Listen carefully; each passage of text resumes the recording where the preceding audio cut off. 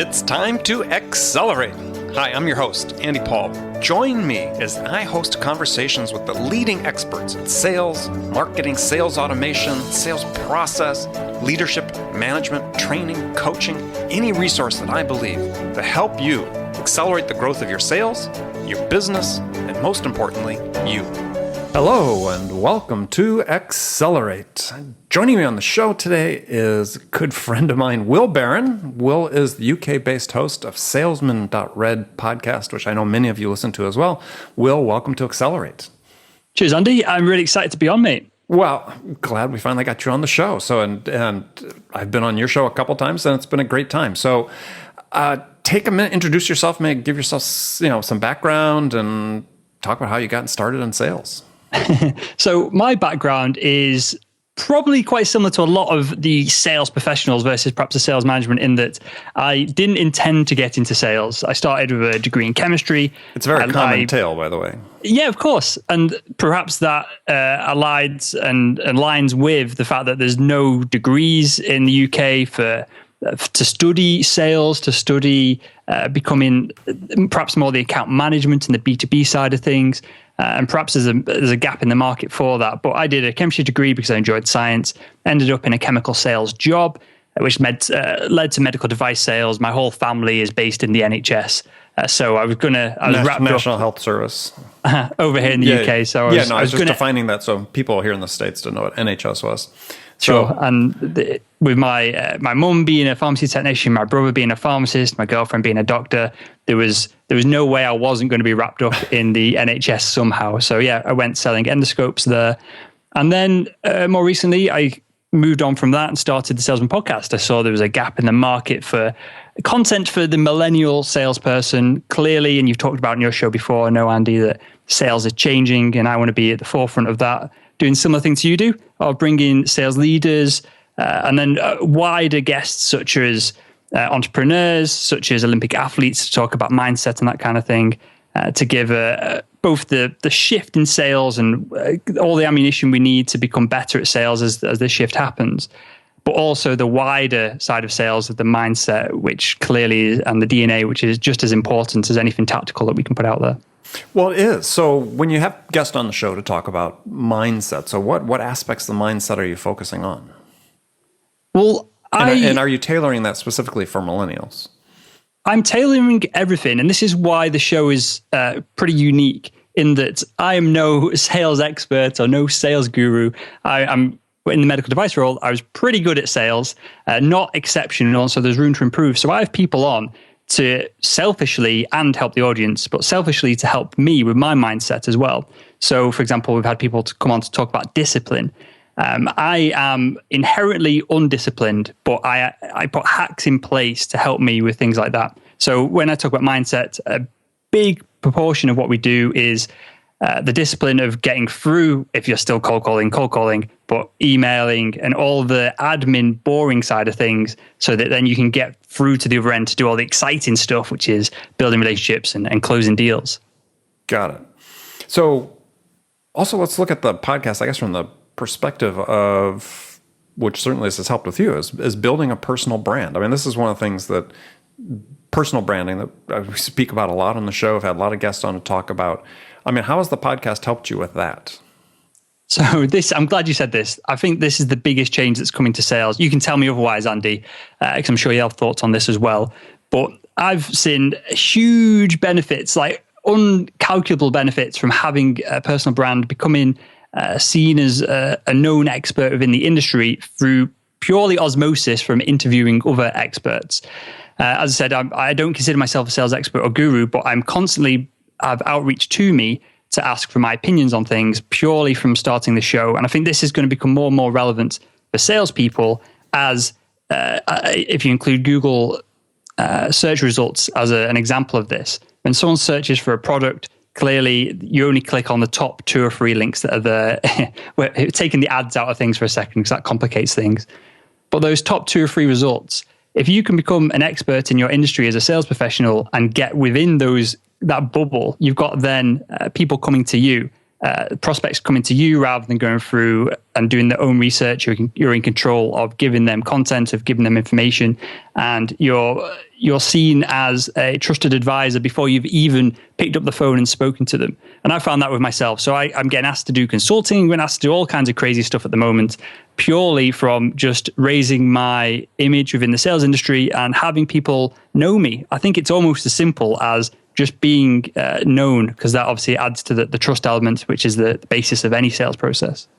Yeah, absolutely. So, and obviously not every sales professional is listening to this podcast and go out and start their own, or they could start their own podcast, not necessarily that they have to start their own podcast, but it's not the podcast. It's more about having a point of view, having opinion, having content, sharing something with your potential audience.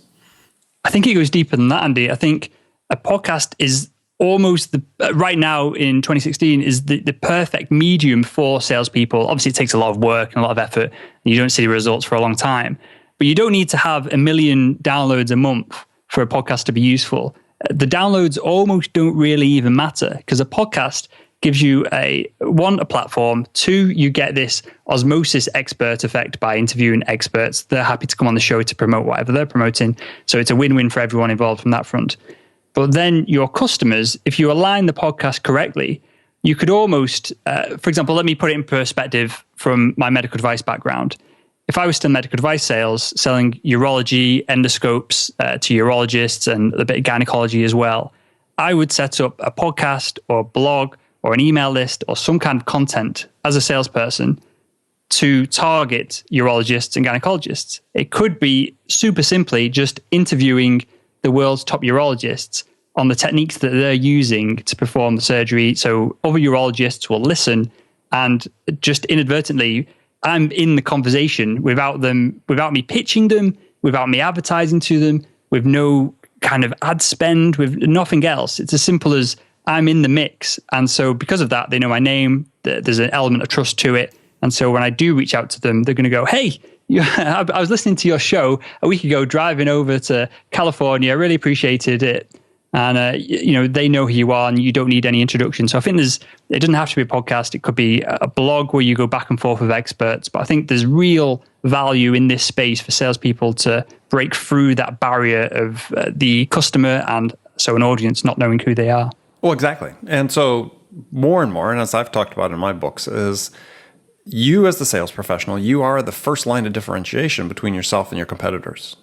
And to Will's point, and one we've talked about on the show before, is you have to be in a position of building that brand around yourself. And so what are some of the elements you use to do that?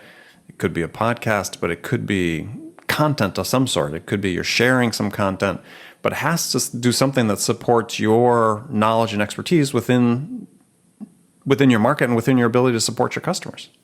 Mm-hmm. And before the internet, perhaps this would just be done by building relationships with the individuals offline. With the advent of the internet, with people actively searching out all this content, it's almost a no-brainer to have that relationship being built on a platform where you're going back and forth, that's then scalable. Even if it's only 10 other urologists that listen to it, you're getting way more out of that one relationship, that one conversation that you're building, and it just adds that scalability to it, which clearly is what everyone is looking for. And you can't just rely on your company's website to be that for you. Think about your LinkedIn profile. That is your personal website, if you will, right? That's your platform to create, to say, okay, this is what I know. This is how I can help you. This is how I can add value to what you're trying to do. And, I'd hazard a guess and say that easily 90% of sales professionals haven't really looked at it that way yet. For sure. Let me ask you a question here, Andy, if you're okay for me to turn the table slightly. Sure. Do you feel that sales professionals should be building their own LinkedIn profiles, podcast, website, whatever it is, or should companies be encouraging the sales professionals under the house to be creating content on their platform? Oh, I think they have to use LinkedIn. I mean, if I get contacted by a sales rep about something, yeah, I'll go to the company website, but I'll also go to LinkedIn and look up and see who this person is. So I think that more often than not, you're going to have your prospects go to your LinkedIn profile and actually you want to drive them there, because that's you, right? That's the start of creating this personal rapport, this intimacy in the relationship they're not going to get from going to your website. And you can share and repurpose content, and should, from your corporate site, blog, podcast, whatever the corporate puts out. But then also, what are you doing yourself, right? What's there that's about you and how you feel and how you think? And I think that personalization creates a huge difference. Definitely. I think it separates you right this moment. It separates you from 99% of the other salespeople. But then, 5-10 years, perhaps everyone's doing this. The benefit of it. They won't be. In 5-10 years, we'll go from 5% doing it to 25% doing it. So you'll oh yeah. I mean, look at what the bulk of sales training and sales books talk about, right? So we could pick up any sales book except mine off the shelf, and they're talking about the same skills that they've been trying to inculcate into salespeople for generations, and nothing's really changed, right? I mean, the reason people are listening to your podcast or listening to my podcast is they're still finding some of these things to be a challenge. So it's, people are people, and we're not born with the DNA to be perfect in a sales environment. So it has to be this continuous reinforcement. And I don't think there's a lot of carryover from generation to generation. I think there's more acceptance of tools, but in terms of building better profiles on LinkedIn, yeah, bit by bit, that's going to come in and be more habitual, but it's going to be a while. Well, where's the problem here then, Andy? Is it with the format of a book, in that salespeople are too busy to read a book? I don't agree with that. I've read every sales book under the sun, and I enjoy reading.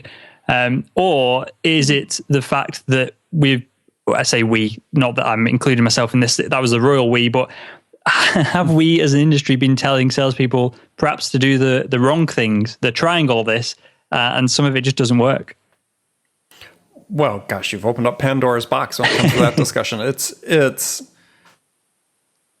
the fun. I think the real issue is that most of what salespeople are taught is sort of higher order skills, right? So we sort of jumped the gun a little bit.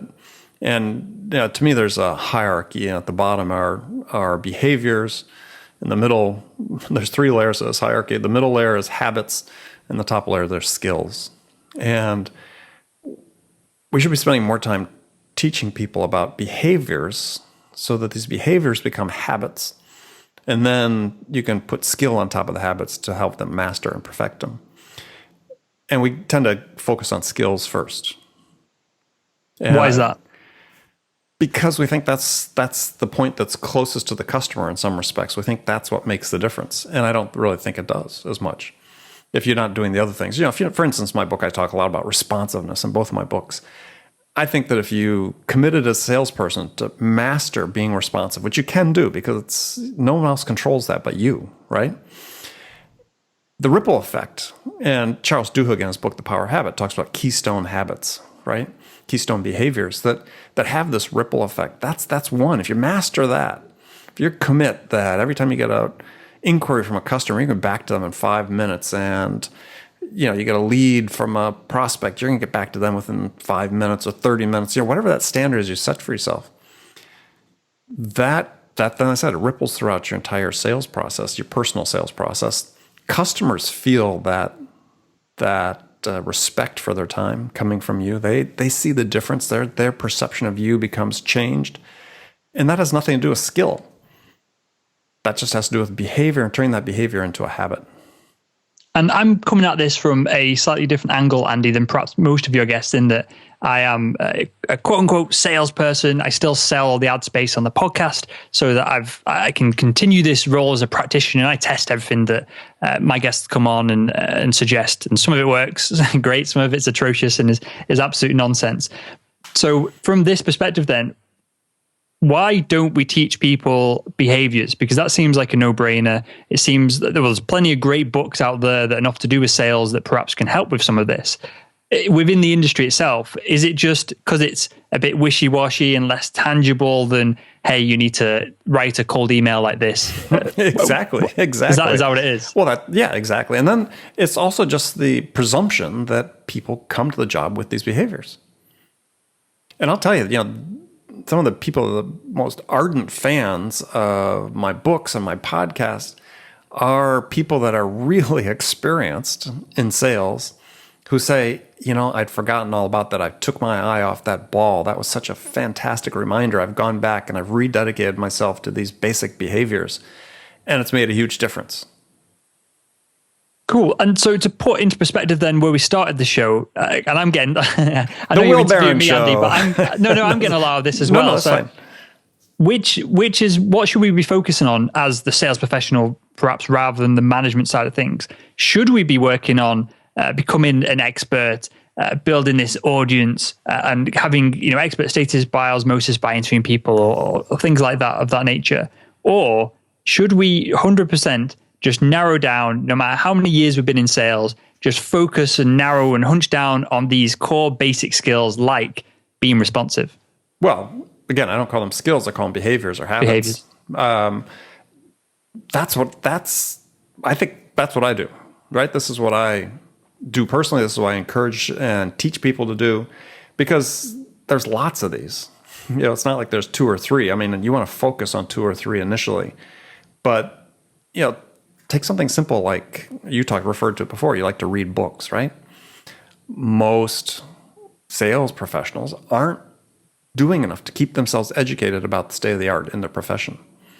And you can have this as a standard interview question when you interview candidates for a job. Hey, what's the last sales book? Or what sales book you're reading right now? Or which one have you read in the last 2 weeks? And you get blank stares.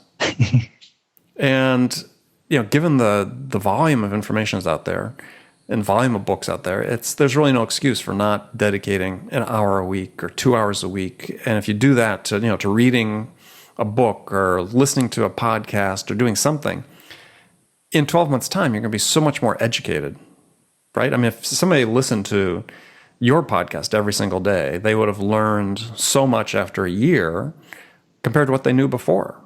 And it just took a half hour a day. Same with this podcast or reading books. So that, to me, is a behavior that has to become a habit.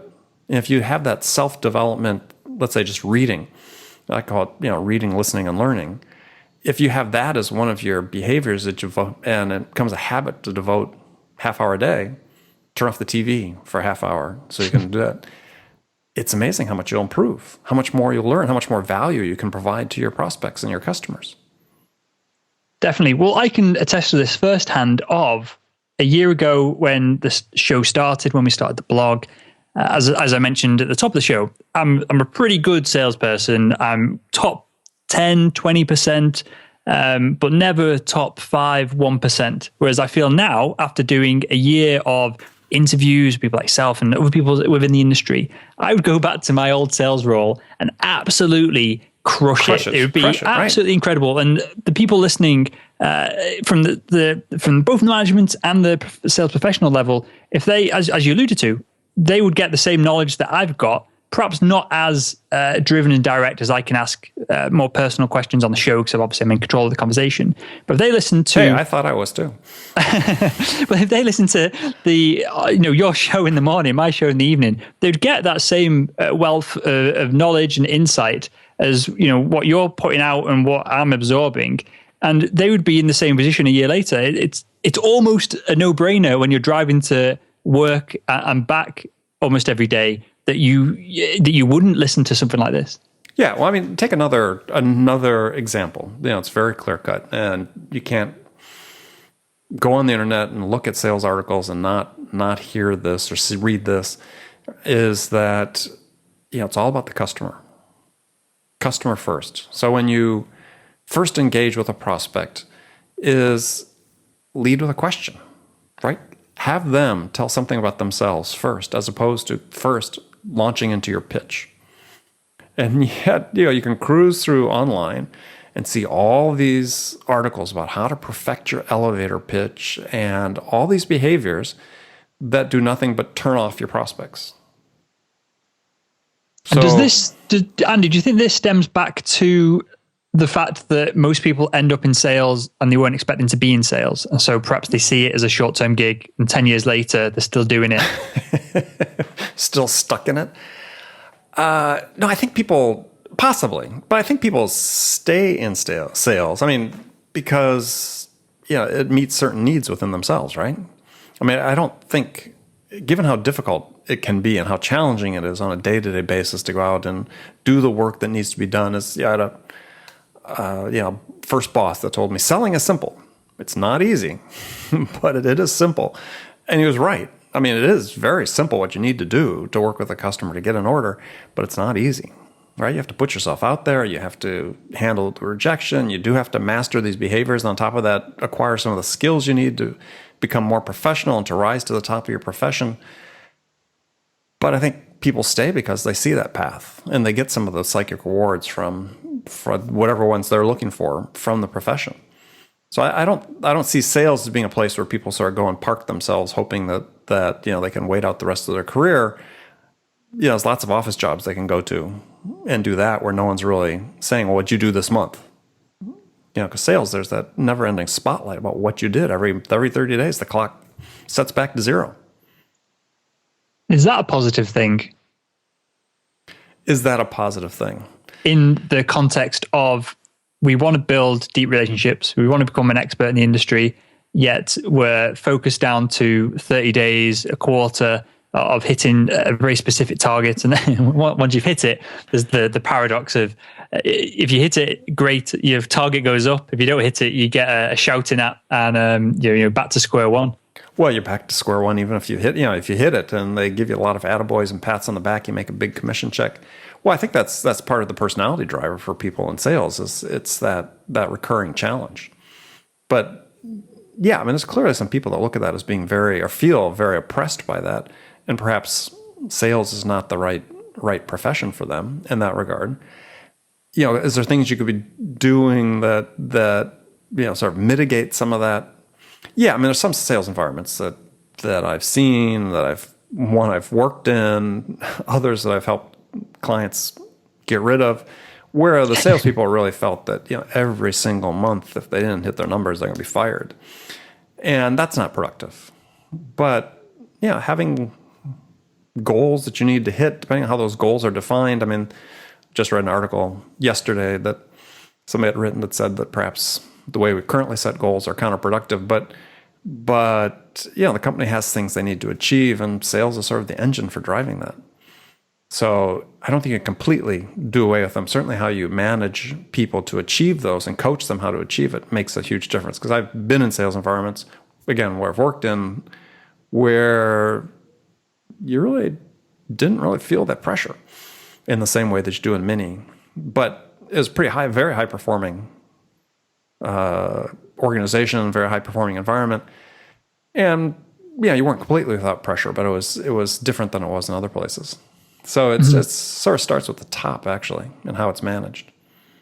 Because I've worked in both, and because this is the reason I asked that, because I'm intrigued to this, because I don't know what the correct answer is, but one medical device company was very CRM oriented, of every single phone call. This is in the field, running around with medical equipment, meeting with surgeons every day, but every single phone call, almost every email, because they didn't have the integration between email and the CRM, had to be logged. Every meeting had to be logged. Literally, you'd come out of theaters and you'd be expected to sit in your scrubs, log the conversation before you went anywhere, did anything else, which comes with its own hassles when nurses are coming back and forth and you're trying to meet other people and network and mingle and that kind of thing within the theater environment. The next company I moved to, and that was more relaxed, of if you didn't hit your target, but you're doing everything right, they were supportive and your job wasn't on the line, because they were very process driven. The company I moved to, a $1 billion company, did not have a CRM. They were kind of trying to get one implemented when I was leaving, but I think it was a longer and bigger process than what they realized. That second company, it was very much, we are the best salespeople in the industry. We're dog eat dog. There was only, and this kind of will set the tone of the company perhaps a little bit as well, there was only one female salesperson on the team, because they strongly believed that they should only hire ex-athletes and male salespeople with medical device experience. Aggressive, outgoing hunters.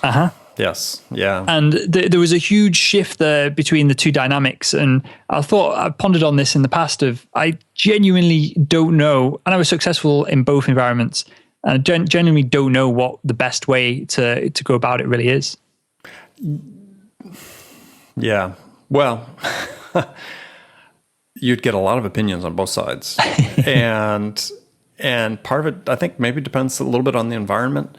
But I think one of the great things about sales is you can find that environment, I think, that fits you. I mean, if you've done a good job in your career, if you're investing in yourself, if you're have the right habits in place and you're building your skills on top of that, it's a very portable profession.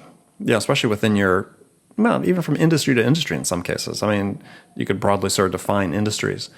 And I think that's one of the great things about the job is that, if you're in an environment that, as you talked about, which is a much more oppressive, high testosterone fueled, everybody's a closer, which isn't sustainable over a long period of time, by the way. But if you get in that type of environment, it's not for everybody. And so, you have that opportunity if you've done the right things for yourself in your career to take your skills somewhere else. Definitely. And I think this ties back with what we start the show with, of becoming an expert in your industry. You, as an expert, have that option to move between different companies within the same industry, different positions, a whole lot easier, because you're a lot more likely to bring customers with you, which makes you, forgetting all your sales skills, habits, and everything else, it makes you an asset for the company to employ at that point. Well, yeah, though I'm always a little skeptical about this whole idea about bringing your customers with you, because quite frankly, it doesn't work as smoothly as most people think. Maybe if you're a lawyer, an attorney, and you take your practice with you, you're some sort of, that's one thing. But yeah, I've rarely seen it work. And I've been in cases where, I've worked for CEOs that, we're going to hire this guy because he's got such a great Rolodex. And it's like, these things don't translate from one company to another as well as you think. Sometimes they do. My experience, a vast majority of cases, they don't, because it's a different product, different selling environment. And maybe 30, 40, 50 years ago, it was different when the relationships oftentimes between seller and the customer really were personal. Drinks after work, play golf, we take you out for a 3-martini lunch. But you don't see that nearly as much anymore. And it's partially because customers don't have time for it, partially because, as we've read and we experience, is the purchase dynamic is so much more diverse, and it's broader, a broader subset of stakeholders that you have to work with, is, relationships that you focus on that one or two key individuals. It's not the same anymore. And is that the problem then? And again, to add a bit of context, when I left from one company to the other, they were direct competitors. I moved slightly further up the country territory-wise. So there was perhaps a little bit of overlap. But in that overlap, I brought all my customers over. One of the deals was over £1 million to convert their theatres. And that was purely because, and I don't want to blow my own trumpet, but it was because of the relationship I had with them and the value that I added. When the products were very similar, there was not that much in it once you cut out all the marketing hype. The practical user aspect of it, they're very similar for the surgeons to handle and use and perform the surgery. Well, but the key point you just made is that you were the value. You added a lot of the value. So, moving from one place to the next, if you weren't somebody that could add that value, but you still had a prior relationship, you wouldn't have been able to execute on the second deal at the new company. So is that what we're lacking perhaps in an industry? And is that a question that we can all ask ourselves of, if we did move company, have we added enough value as an individual to bring customers one way or the other? And should that be more of a focus for us? I don't think you want to build your career around being able to have your customers move with you. I mean, it's nice, perhaps, if they do. But if your selling point going to a new company is, look, I think I can bring General Motors with me, or company ABC down the street, and you can't, then you're gonna be gone. But if your promise is, look, I have a tremendous track record and I can develop this territory, or this, whatever line of business you give me, or these accounts that are brand new, I can do an excellent job because look what I did at company ABC down the street or General Motors. That's, to me, is a much more solid way to approach it. So if I were a rep, and I was changing jobs, I wouldn't be selling yourself based on your Rolodex. You may find some takers for it, but unless you deliver you're going to be out looking for that next job pretty quickly.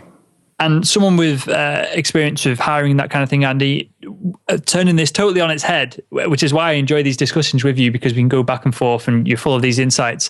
But could that potentially be a negative for someone, a hiring sales manager, in that they could feel that, well, if they can bring the customers to us, they can in 3 or 4 years move all our customers onto someone else? It really depends on the hiring manager, because oftentimes, depending on what their incentives are, they may be short-term in their focus that they don't care. Fair enough. Right? Yeah, we're going to go public in 2 years, so I just want to scale this thing as quickly as I can right now. And if this guy leaves in 2 years, oh well. We're going to be gone public at that point. I'll get my stock and I'm gone in that environment. But, when you're building a longer-term company, yeah, some people are concerned about it, but they sometimes get seduced by that idea that, hey, this guy can bring this book of business with him. And it does happen on occasion, but more often than not, it doesn't. So, all right, we're going to move into the last segment of the show. We've got one last segment we have with all of our guests. We're asked some standard questions, and we're just going to go to rapid fire questions here at the end. So the first one, you can give me one word answers, or you can elaborate if you wish. The first one is, when you, Will, are out selling, let's say, sponsorships for your podcast, what's your most powerful sales attribute? The attribute that I pitch mainly is just the power of podcasts. It's nothing to do with me. I try to take myself out of the equation as much as possible, let the product speak for itself, and then I try and add value on the flip side of it. What I mean by that is I will personally add value by making it such an easy process to come on board and use my expertise from all the sponsorships that we've done before to make it work and to make it seamless. Okay. So I don't know if that answers your question. Well, that's good enough. So who's your sales role model? I have two. So I love Gary Vaynerchuk. I love the way he empathizes with the people he's selling to in his audience. I love the way he's building an audience from that perspective. I think empathy is something that's really lacking in sales. So on that front, him. And then on the hustle, motivation side of things, I don't agree with the way he sells a lot of the time, but I really enjoy, 50% of his messages is Grant Cardone. I think no one does the whole motivation. You need to get out of this, whatever you want, a class system you want to call yourself and put yourself in. And just his message of success, I think, is really good. Okay. One book every salesperson should read. Awaken the Giant Within by Tony Robbins. Not necessarily a sales book, but it goes back to the behaviors that we talked about at the beginning of the show or the middle of the show. I think they are key. And I know me personally, it drove me to leave my sales role, to start the podcast, to do a whole bunch of things by purely just understanding myself and my motivations better. Okay, last question. What music's on your playlist these days? Oh, man. So I play drums. So I listen to a whole bunch of classic rock, pop punk, things of that nature. But I also used to DJ. So I listen to a lot of dubstep and electronic dance music and that as well. So if I had to pick a very specific song, the last song I listened to was a cover of Like a Prayer by Rufio, which is a pop punk cover from about 15 years ago. Okay, good. All right, I have to write that one down. I don't have that on my list. All right. Well, good. Well, Will, thanks for joining me. Pleasure to speak with you as always. So tell people how they can find out more about you and your podcast. Very simple. If you have enjoyed this conversation, if you are a salesperson, B2B salesperson, just click pause, go to wherever you're listening to this in iTunes or Stitcher, wherever it is, go to search, type in Salesman Podcast and subscribe to the show. If you want to watch the shows that we do on video, Andy's been on a bunch of times. We just head over to salesman.red, type that into your browser, and simple as that. All right. Excellent. Will, again, thanks. And remember, friends, make it a part of your day every day to deliberately learn something new to help you accelerate your success. And an easy way to do that is to make this podcast accelerate a part of your daily routine, whether you listen in your commute, in the gym, or make it part of your morning sales meeting. That way you won't miss any of my conversations with top business experts like my guest today, Will Barron, who shared his expertise about how to accelerate the growth of your business. So thanks for joining me. Until next time, this is Andy Paul. Good selling, everyone. Thanks for listening to the show. If you like what you heard and want to make sure you don't miss any upcoming episodes, please subscribe to this podcast on iTunes or Stitcher.com. For more information about today's guest, visit my website at andypaul.com.